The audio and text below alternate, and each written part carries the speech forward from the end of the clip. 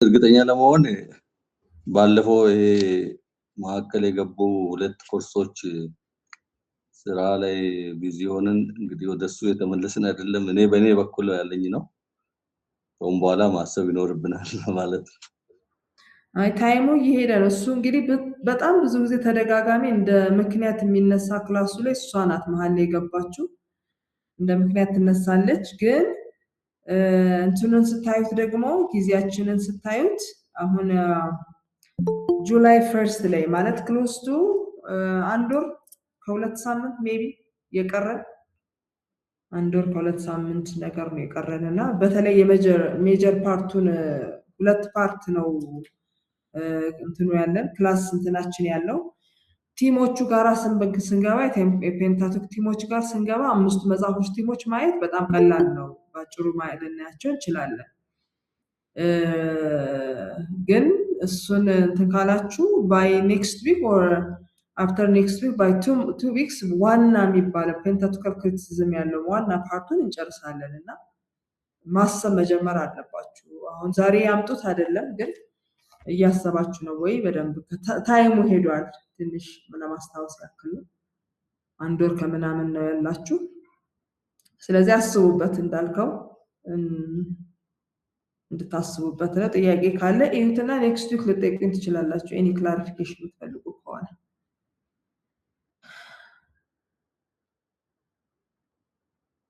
እሺ አስፋ ጃወጣህ ድጋሚ አላወጣውም። ገብቶኝ አመሰግናለሁ። እሺ አይ ቲንክ ዮናታን አለ። ዮናታን ያስጀምረንና ዲቮሽናችንን አድርገን ወደ ክላሳችን እንሄዳለን። ዮናታን ኦቨር ቱ ዩ። ይቅርታ ቲቸር ይጃውጥቼ ነበርኝ ሰሊ። እሺ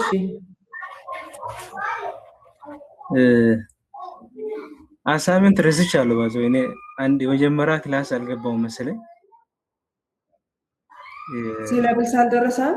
ሲለብሱን ትላይ ፖስት ተደርጓል ቴሌግራም ግሩፕ አላገኘም። የትኛው ፔጅ ላይ እንደሆነ እንጃ። እንዳጋጣሚ ብዙ ፔጆች ስለምንከታተል ምናልባት ፔንታቱክ ከሚል ክሬት ሆኖም አላገኘውም እንዳጋጣሚ።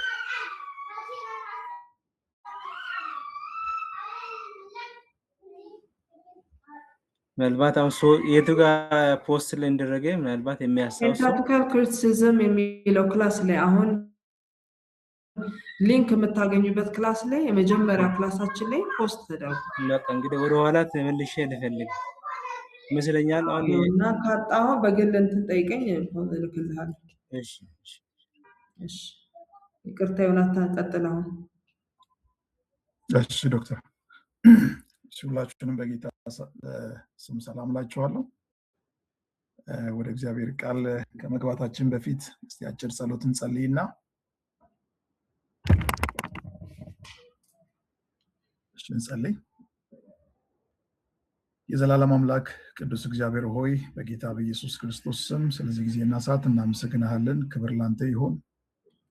ዛሬም ደግሞ በምህረት ተጠብቀን ጌታ ሆይ እንዲህ ደግሞ ተሰብስበን በፊት አለንና በኢየሱስ ክርስቶስ ስም ዛሬ ደግሞ ለህይወታችን የሚያስፈልገውን ጌታ እግዚአብሔር ሆይ የሰማይ መና እንድትሰጠን በኢየሱስ ክርስቶስ ስም እንጠይቃለን። ጌታ ሆይ ከቃል እንድታስተምረን ደግሞ ወደ እውነት ሁሉ እንድትመራን በኢየሱስ ክርስቶስ ስም እንጠይቃለን። ሁሉ ለፈቃድ ይሁን በጌታ በኢየሱስ ስም ጸለይን። አሜን። እሺ ምናልባት ድምጽ የሚሰማ ከሆነ መጀመሪያ ማረጋገጥ። ኦልራይት እሺ ዛሬ ከኔ ጋራ አብረን እንድናይ ያሰብኩት ወይ ደግሞ ስናነብ የነበረውን የእግዚአብሔርን ቃል በማቴዎስ ምዕራፍ 5 ላይ ቁጥር 13 እስከ 16 ያለውን የእግዚአብሔር ቃል ነው። አይ ቲንክ ይሄ ሁላችንም የምናውቀው አይ ቲንክ የተለመደ ቃል ነው። ምናልባት ሰብከንም ሊሆን ይችላል። እስቲ ያንን ክፍል በእግዚአብሔር ስም አነባለሁኝ። ማቴዎስ ወንጌል ምዕራፍ 5 ከቁጥር 13 ጀምሮ እናንተ የምድር ጨው ናችሁ። ጨው አልጫ ቢሆን ግን በምን ይጣፍጣል? ወደ ውጭ ተጥሎ በሰው ከመረገጥ በቀር ወደፊት ለምንም አይጠቅምም። እናንተ የዓለም ብርሃን ናችሁ። በተራራ ላይ ያለች ከተማ ልትሰወር አይቻላትም። መብራትንም አብርተው ከእንቅብ በታች አይደለም እንጂ በመቅረዙ ላይ ያኖሩታል፣ በቤት ላሉ ሁሉም ያበራል። መልካሙን ስራችሁን አይተው በሰማያት ያለውን አባታችሁን እንዲያከብሩ ብርሃናችሁ እንዲሁ በሰው ፊት ይብራ ይላል እግዚአብሔር ቃል።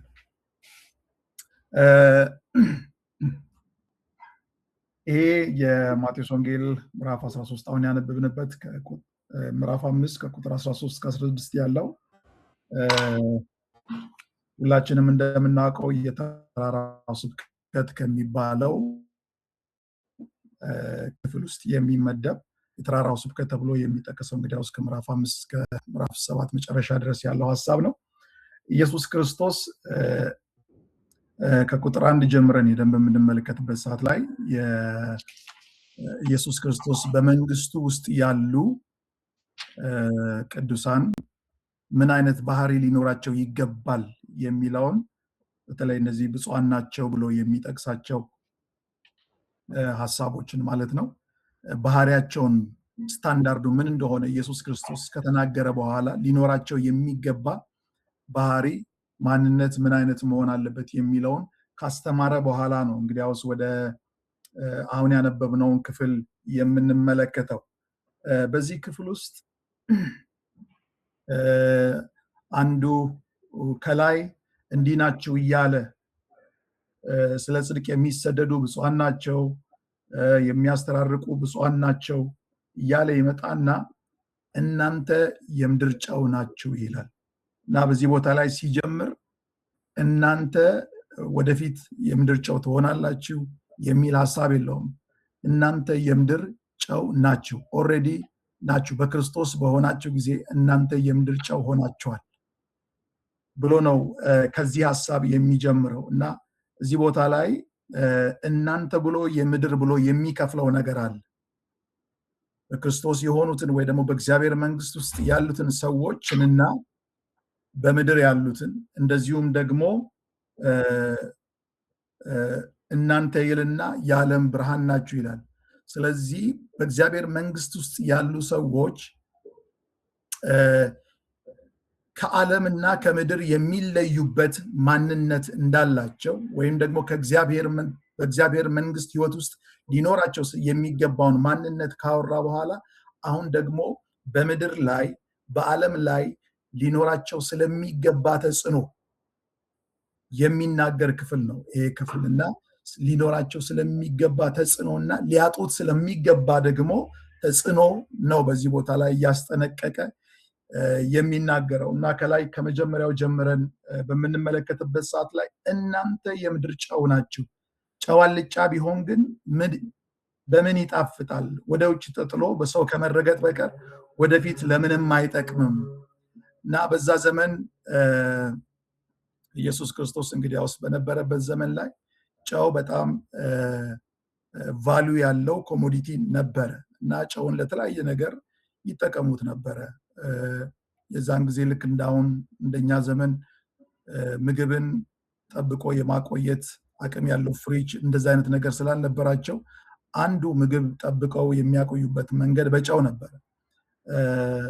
እንደዚሁም ደግሞ ለፒውሪፊኬሽን ወይ ደግሞ ለማንጻት አንዳንድ ነገሮችን ለማንጻት ይጠቀሙበታል። ከዛ ውጪም ደግሞ በዛ ዘመን ለነበሩ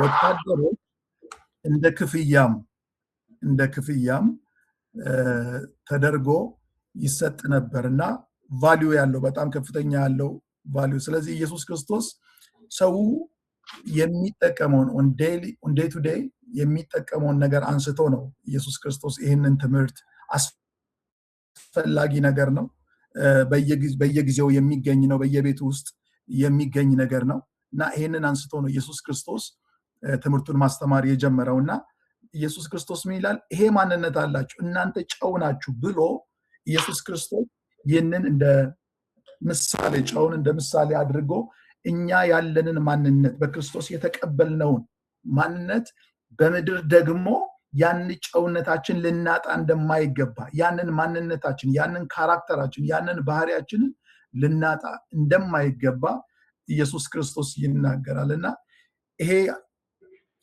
ያለንበት ምድር አመፃ የበዛበት ክፋት የበዛበት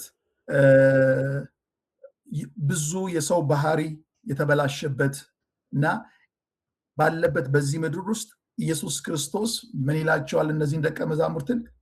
እናንተ በዚህ በምድር ላይ ይህ እየተበላሸ እየበሰበሰ ያለውን ዓለም ምድር ፕሪዘርቭ የምታደርጉ ናችሁ፣ እናንተ ጠብቃችሁ የምታቆዩ ናችሁ ብሎ ነው ኢየሱስ ክርስቶስ የሚናገረውና ነገር ግን አንድ ነገር ይናገራል። አልጫ ቢሆን ጨው ከመረገጥ በቀር ወደፊት ለምንም አይጠቅምም። ስለዚህ ዶንት ሉዝ ዮር አይደንቲቲ። በክርስቶስ ያገኛችሁትን ያንን ነገር ልትጥሉ አይገባም። ያላችሁን ኢንፍሉዌንስ ልትጥሉ አይገባም።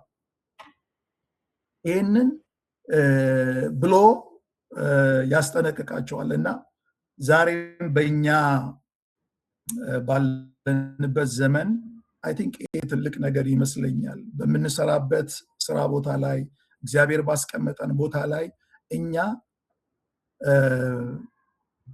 ጨው ሆነን ለዚች ምድር ጨው ሆነን ለምንኖርበት አካባቢ ጨው ሆነን እግዚአብሔርን የምናሳይ እግዚአብሔርን የምንገልጥ የእግዚአብሔርን መንግስት ለሌሎች የምናሳይ ሰዎች መሆን አለብንና በዚህ ዓለም ነገር ደግሞ የምንወሰድ አይገባም።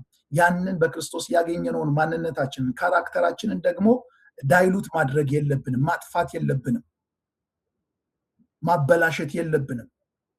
ዛሬ ብዙዎች ተወስደዋል፣ በዓለም ነገር ተወስደዋል። ከዚህ በፊት ብዙ ጊዜ እንሰማ ነበረ ክርስቲያኖች ለብዙ ነገር ይፈለጉ ነበረ ካላቸው ካራክተር የተነሳ ካላቸው በጎ ነገር የተነሳ በክርስቶስ ካላቸው ማንነት ያ ይገለጥ ስለነበረ አማኞች በጣም ይፈለጉ ነበር። ነገር ግን አሁን ብዙ ጊዜ በአማኞች ዘንድ የሚሰማው ነገር ግን ከዓለም ጋር እንደተደባለቅን ክርስቲያንና አማኝ የማይለይበት አይነት ሁኔታዎች እየታዩ ነው ያሉት እና ይህንን ማንነታችንን ልናጣ አይገባም የሚለውን ሀሳብ በቁጥር 13 ላይ ኢየሱስ ክርስቶስ እንደዛ ሲናገር ታያላችሁ። ቁጥር 14 ላይ ደግሞ እንደዚሁ እናንተ የዓለም ብርሃን ናችሁ። በዮሐንስ ወንጌል ላይ ኢየሱስ ክርስቶስ እኔ የዓለም ብርሃን ነኝ ብሏል። እውነተኛው የዓለም ብርሃን ወደዚህ ምድር የመጣው ኢየሱስ ክርስቶስ ነው፣ እውነት ነው። ነገር ግን እኛ ደግሞ በክርስቶስ ያንን የክርስቶስን ብርሃን ተቀብለን የምናበራ ነን። አሁን ይሄንን ማንነት እኛ በክርስቶስ የሆኑቱ ይሄንን ማንነት ኦልሬዲ አግኝተዋል። ያንን ለማግኘት አይደለም የምንጨረቀው፣ ነገር ግን ያንን የተቀበልነውን በክርስቶስ የተቀበልነውን ያንን ማንነት ማብራት፣ ማሳየት፣ ሻይን ማድረግ መቻል አለብን እና በዚህ ቦታ ላይ ኢየሱስ ክርስቶስ አሁንም የሚያስጠነቅቀው ቅድም ከላይ እንዳየነው መብራቱ ለሌሎች እንዲታይ ነው፣ ለሌሎች እንዲያበራ ነው። ነገር ግን ከእንቅብ በታች ከተቀመጠ ከተሸፈነ አገልግሎቱ የትም ቦታ አይሆንም። አገልግሎቱ ለሁሉም እንዲሆን ለሁሉም እንዲያሳይ ከፍ ብሎ መታየት መቻል አለበት፣ በመቅረዝ ላይ መቀመጥ መቻል አለበት ብሎ ኢየሱስ ክርስቶስ አሁንም በዚህ ቦታ ላይ ይናገራል። ስለዚህ ዛሬም እኛም በክርስቶስ የተቀበልነውን ያንን ብርሃን እንዳናሳይ እንዳንገልጥ የሚከለክለን የሚሸፍነውን የትኛውንም አይነት ነገር እያስወገድን ጥንቃቄ እያደረግን ይህንን በክርስቶስ የተቀበልነውን ብርሃን ለዓለም ማሳየት አለብን፣ መግለጥ አለብን የሚል ሐሳብ ነው። ሐሳቤን እየጠቀለልኩ ስመጣ የዚህ ሁሉ ግን ዓላማው ትልቁ ግቡ ምንድነው ሲባል አባታችንን እግዚአብሔርን ማክበር ነው። ብርሃናችሁ በሁሉ ፊት በሰው ሁሉ ፊት ይብራ። ለምን ሲባል መልካሙን ስራችሁን አይተው ሰዎች አይተው በሰማይ ያለውን አባታችሁን ምን እንዲያደርጉ እንዲያከብሩ የሚል ሐሳብ ነው። እና ዛሬም እኛ ይሄ ኃላፊነት በክርስቶስ መንግስት ውስጥ ያለን በእግዚአብሔር መንግስት ውስጥ ያለን ይሄ ኃላፊነት እኛ ጋርም እጃችን ላይ አለን እና ስለዚህ ልንገልጥ ያስፈልጋል። ብርሃናችን ከእንቅብ በታች መሰወር የለበትም። ጨውነታችን መጥፋት የለበትም። በዚህ ዓለም ነገር ላይ መደባለቅ የለብንም። ነገር ግን በክርስቶስ የተቀበልነውን ያንን ማንነት ክርስቶስ የሚሸተውን ያንን ማንነት ለሌሎች ማሳየትና ሰዎች ክርስቶስን በእኛ ህይወት እንዲያዩ ክርስቶስን በእኛ ህይወት እንዲያሸቱት መሆን መቻል አለበት እና በዚህ ደግሞ እግዚአብሔር ይከብራል የሚል ሐሳብ ነው ዛሬ ከእናንተ ጋር ልካፈል ያሰብኩት ሐሳብ ይሄው ነው። ጌታ እግዚአብሔር ይባርካችሁ። አይ ቲንክ ዶክተር ጸልየሽልን እንጨርስ ደስ ይለኛል። ቴንክ ዩ። እሺ እንጸልይ። ቴንክ ዩ በጣም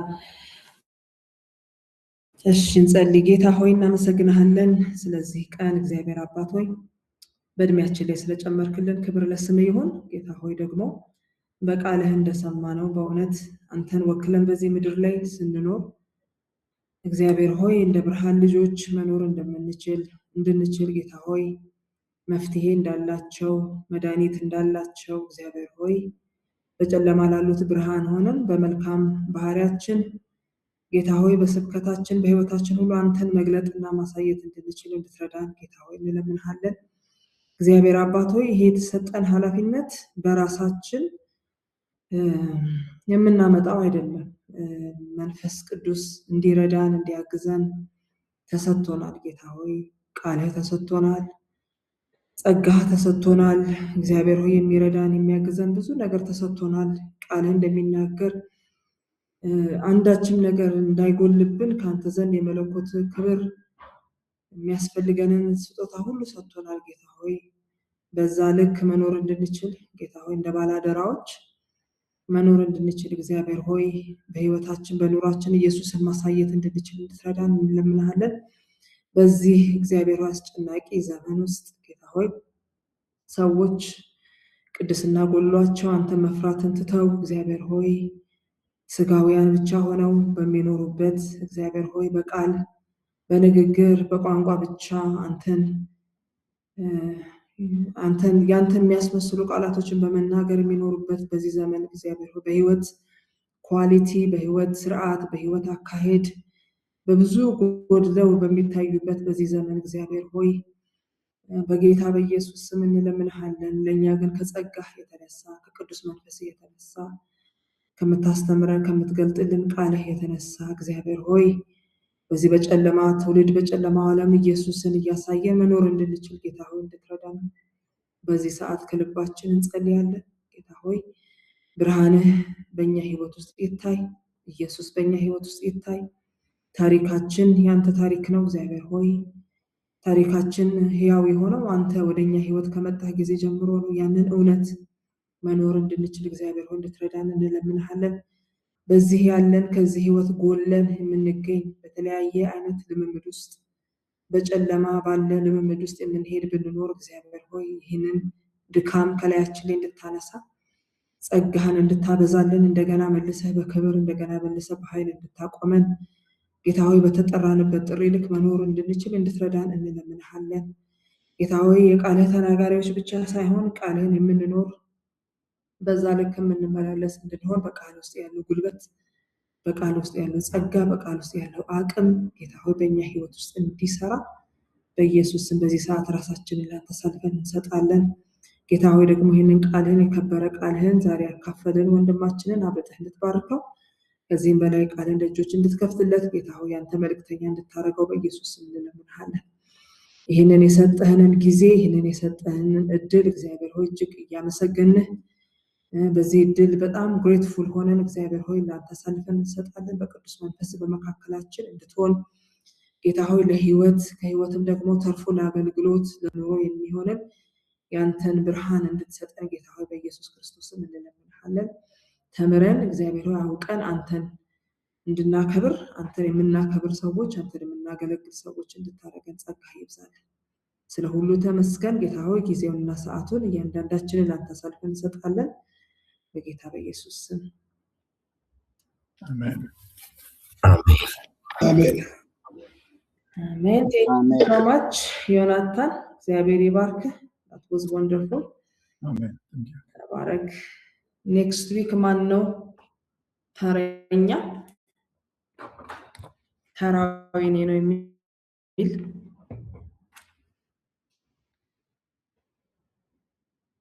እስከዛሬ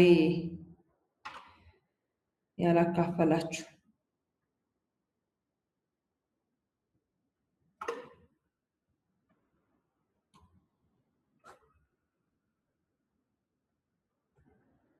የለም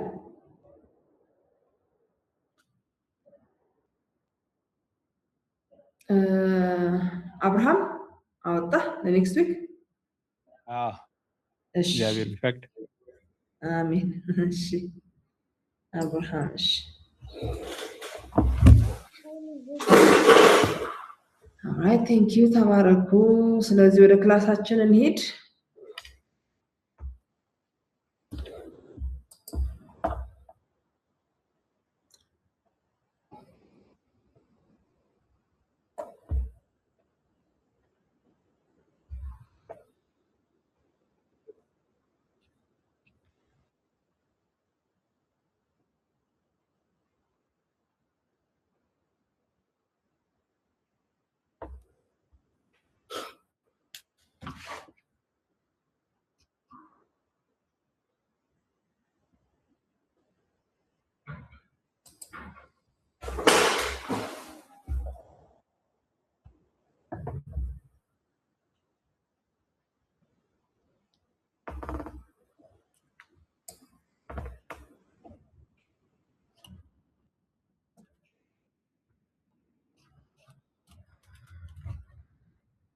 ይታያችኋል ስክሪኑ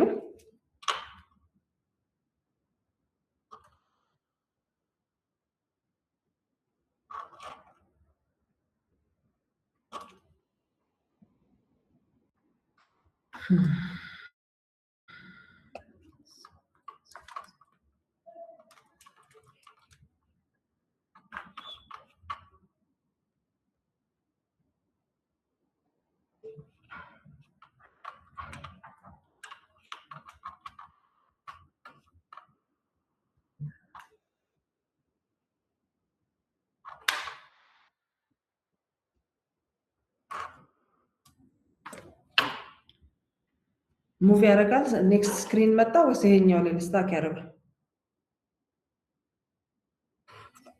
ስታክ አድርጎ ያለው አልመጣም ኦኬ እሺ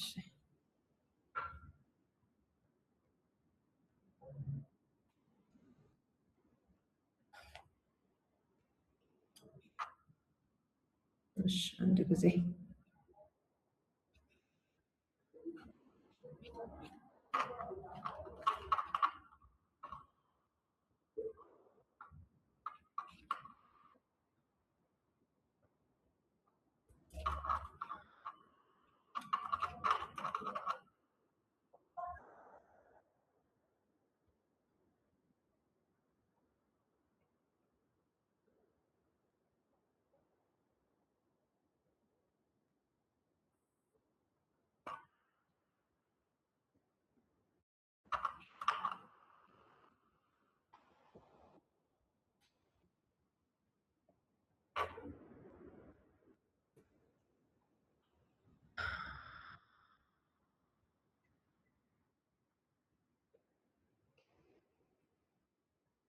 አንድ ጊዜ ታገሱኝ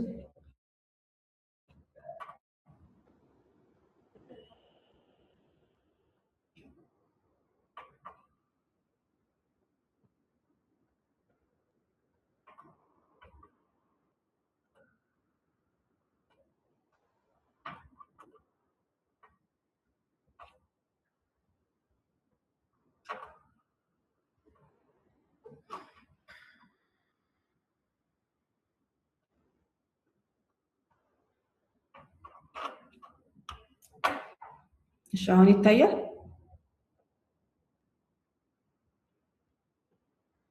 alright right. Thank you. So I think last week we stopped here. Before we stop here, this was our last discussion. We were discussing on Gunkhal and particularly on form criticism. So from form criticism, we are going to traditional historical criticism. So this is a kind of summary for, or maybe kind of comparison for the three criticisms: the source, form, and traditional historical criticism. So we have already noted how source criticism seeks to determine the documents. So when we talk about source criticism, what we are trying to do, or what they were trying to do, is trying to determine the documents of the Pentateuch. So source criticism focuses on identifying the written documents underlying the Pentateuch. So the goal was to identify, and the basic intent, or maybe the basic reason for that, is a belief that the Pentateuch is a result of various documents. So source criticism is just taking this Pentateuch and trying to identify which document belongs to which source of documents. So it is identifying the written documents underlying the Pentateuch. But when we come to form criticism concentrates on the earliest oral stage of individual episodes before they were written down. So it goes beyond, or maybe it goes behind the source criticism. So the source criticism is trying to identify the written documents, and the form criticism is going behind the source, the documents, trying to find out, or maybe trying to determine the oral stage of the individual episodes before they were written. So we have seen different scholars, proponents of these criticisms, and they were trying to understand the earliest, the oral stage of individual episodes.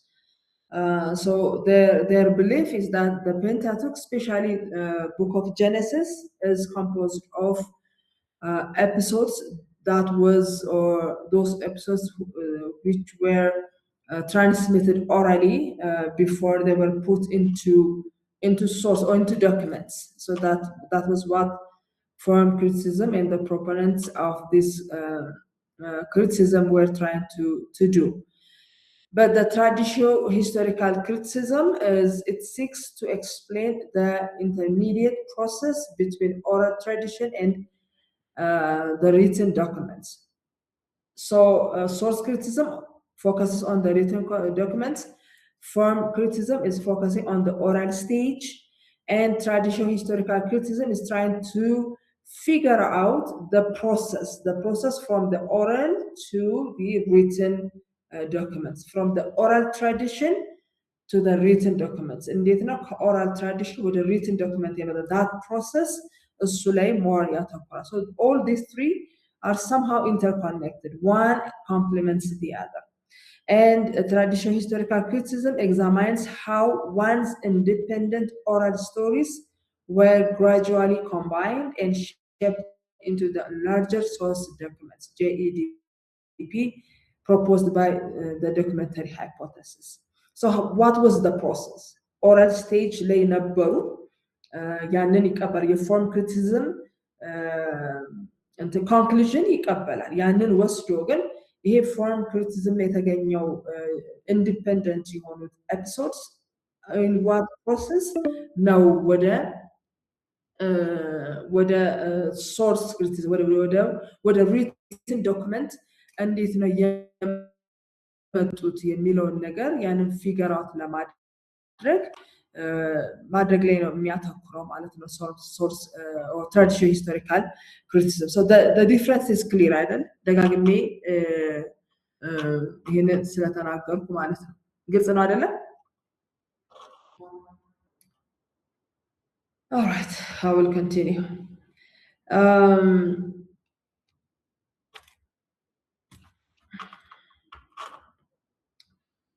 We are the first scholar.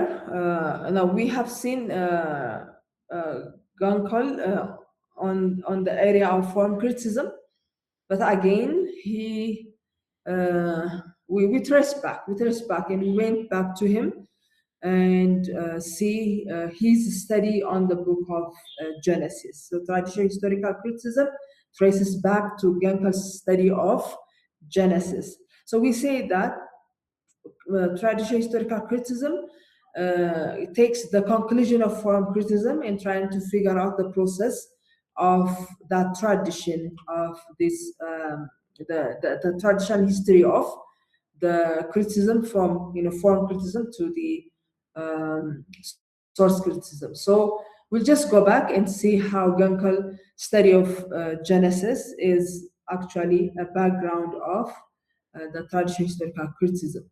He emphasizes how independent oral stories developed into a large narrative units. If you remember, last week we saw that he said, or he concluded that this Genesis, these 50 chapters are a compilation of different independent oral stories. And those stories developed into this large narrative unit. So traditional historical criticism is basing its studies on Gunkel's conclusions. Gunkel proposed that oral stories were grouped into cycles of legends. For example, he says Abraham-Lot cycle is independent orally transmitted story of Abraham and Lot. Actually, Abraham, his story is one episode, and Lot's story is his cycle of story is another episode. So these two were put together and come up with the final form of the book we have in our hands. So his proposal is oral stories that are grouped as cycles of legend. So one group, Abraham Lot, the other group, Jacob Esau.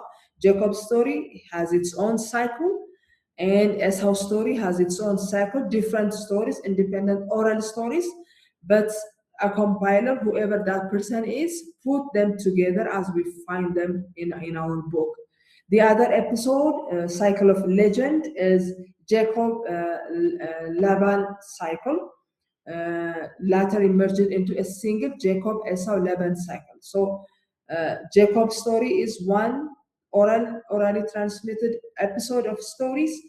Laban is another one, and Esau is also another one. So he said this: if you see Jacob, Esau, Laban, they have some kind of stories that goes together. So they were put together finally by a compiler.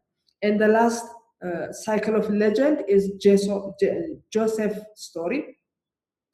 And chapters 37 to 50, even these stories he classified them as a novel story. የፍቅር አይነት ፊክሽናል የሆነ ስቶሪ ኤፒሶድ ያለው ልብ ወለዳዊ የሆነ ስቶሪ ነው ብሎ ነው አይደንቲፋይ የሚያደርገው ክላሲፋይ የሚያደርገው because its episodes were less self-contained. So he put this story as one episode. So this is Gunkel's conclusion. So traditional historical criticism focuses their study, or whoever is studying focuses on these episodes Gunkel is concluding. And he also viewed J&E not as an author, but as a collection of oral materials. So he's not saying that the J documents were written or compiled by an author. We don't know his name, but he is identified as Yahwehist or Yahwehist. And Elohist is another compiler who compiled those documents identified as Elohist documents. So he says that these are not authors, but these are collections of or collectors of oral materials. So they collected these oral materials and put them together as a J document and as a E document. That is Gunkel's conclusion. Their sources were compilation of diverse traditions, not homogeneous literary work. Homogeneous and what and literary work ሳይሆን ከተለያየ ቦታ compile የተደረጉ ናቸው. All these stories የሚል conclusion አለ. Gunkel's traditional historical idea did not gain immediate acceptance. So he was somehow prominent in his time, but he does not, or his conclusion or his idea did not gain immediate acceptance. Form criticism somehow overshadows them for some time before traditional historical criticism emerged as a distinct method. So he started it, Gunkel started it, but he was not that much accepted, was not that much, doesn't gain immediate acceptance, but his conclusion on form criticism is somehow emerged as a distinct or maybe acceptable or overshadows the traditional historical method. So even though he somehow tries to see the oral traditions behind this and come up with the process, and the process is that these stories are independent oral stories, but they were somehow put together through time and collected as J&E documents. His conclusion was not that much accepted immediately. He doesn't receive immediate acceptance. But next scholar, von Rad, somehow based on Gunkel's conclusion, he come up with a study. He has an influential book or an influential study entitled of the form critical problem of the Hexactucal, helped establish the importance of traditional historical criticism. So even though during the time of Gunkel it was not prominent, the guy next to him, von Rad, somehow pick this criticism and try to establish the importance of the traditional historical criticism. He proposes that the Yahweh's document was composed using early creedal summaries of Israel's history originally used in cultic celebration.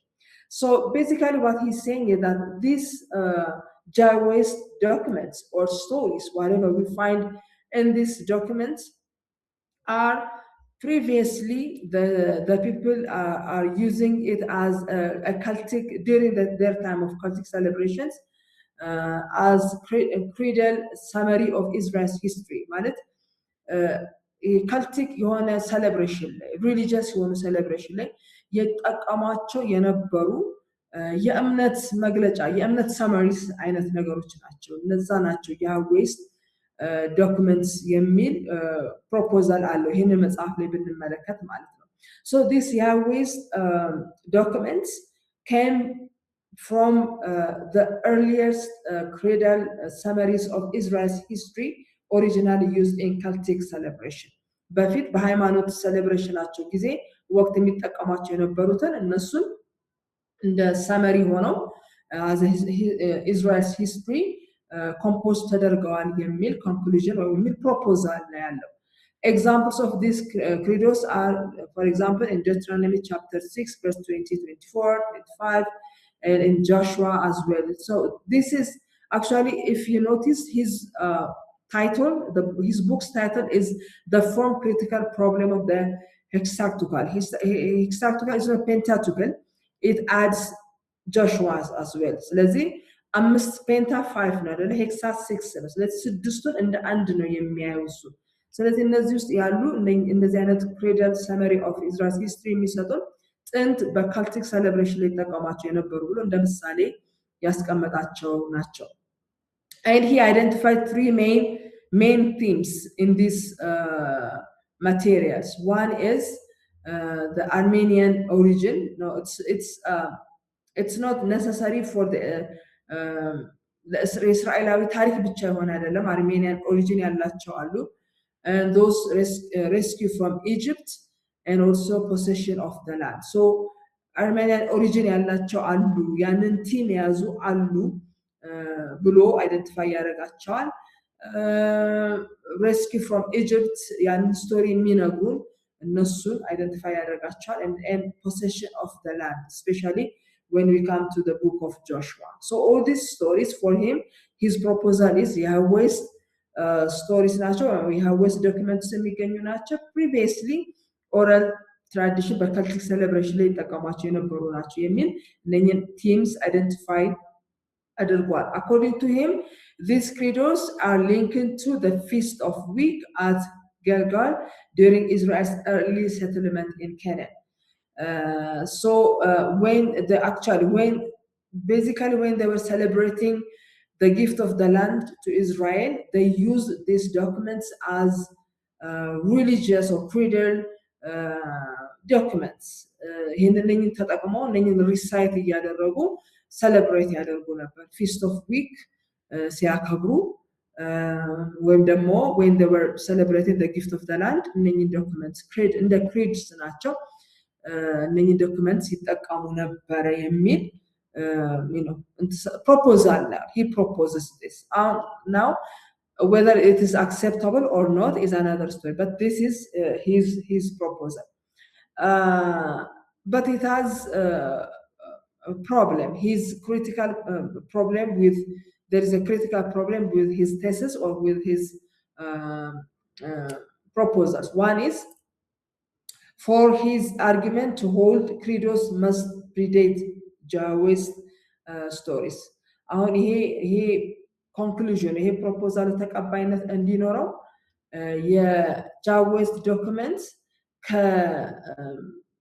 ወይም ደግሞ እንዲስ ክሪዶስ ብሎ ሰማራይዝ የሚያደርጋቸው እነዚህ ዶክመንትስ ከያዌስ ዶክመንትስ በፊት ታሪካቸው ከዛ በፊት መሆን አለበት ግን ታሪካቸው ሲታይ ከዛ በፊት አይደሉም እንደውም አንዳንዶቹ በኋላ የመጡ እንደሆኑ ማየት ይቻላል evidence shows credos occur in later passages not earlier passages ምክንያቱም እስራኤል organized የሆነ religious ceremony feastም በዓለም የኖረው more of እንደውም ኤሎዊስ ተብሎ ከያዌስ በኋላ በመተዋል ተብሎ በሚታመኑት ኤሎዊስ ዶክመንትስ ወይ priestly documents በተለይ እነሱ ዶክመንትስ ነው እነኚህ religious materials የምናገኘው እሱ ግን ቀድሞ የነበሩ ናቸው ብሎ ፕሮፖዝ ያደርጋል በዚህ ክሪቲሳይዝ ተደርጓል ከያዌስ ውስጥ ካሉ ዶክመንትስ ቀድሞ ያሉ አይደሉም የሚል ክሪቲሲዝም ደርሶበታል some scholars observed these summaries belong to the end of Pentateuch development not its beginning መጀመሪያ ላይ አልነበረም religious እንትናቸው በኋላ ነው ከፕሪሚቲቭ እንትን በኋላ ነው ወደ ሞኖቴይዝም እያደገ የመጣው ብሎ ስለሚያምኑ earliest የነበረ religious እንደዚህ አይነት የእስራኤል religion ብለን የምናስበው earliest ስቶሪያቸው ብሎ አልነበረም ብሎ ስለሚያምኑ አንዳንዶቹ ክሪቲሳይዝ አድርገውታል thus J cannot be proven to rest on creedal confession so his idea was not that much acceptable or maybe it was actually criticized so he after him Noth another scholar developed von Brand's approach fully in his study a history of Pentateuch tradition so based on that another scholar he developed the idea and he gave us or maybe he gives full study on the history of Pentateuch tradition this is another maybe important Pentateuchal book produced. His aim, Noth's aim was to identify the basic theme underlying the Pentateuch. So what was the theme? Whoever compiles it, either